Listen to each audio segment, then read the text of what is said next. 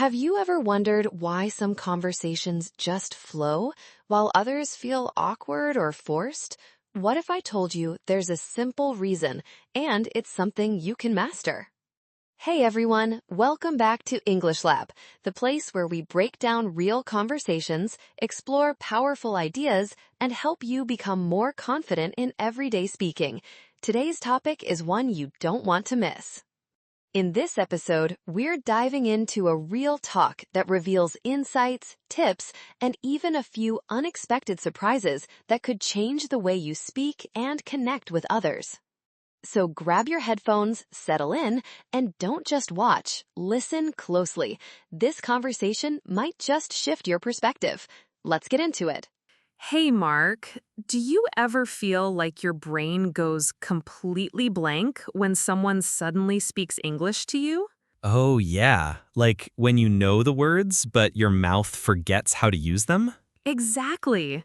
I was at a coffee shop yesterday.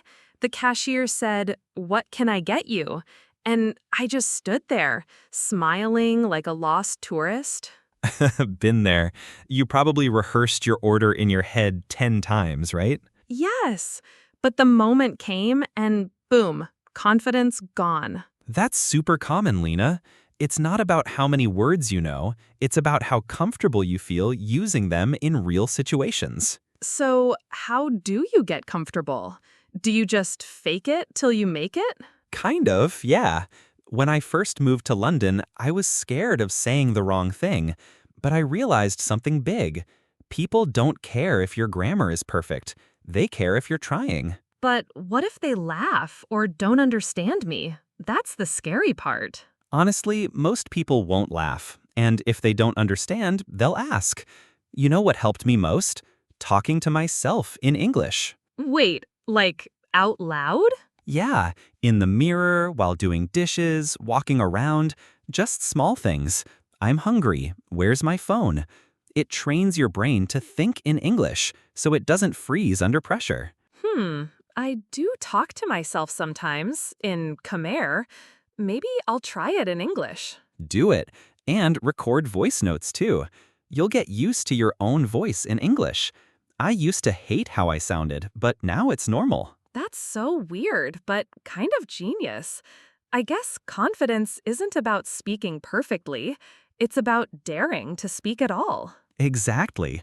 And celebrate the small wins. Like if you order food in English, even if you mess up, that's still a win. You know what? Next time I go to that coffee shop, I'm going to try again.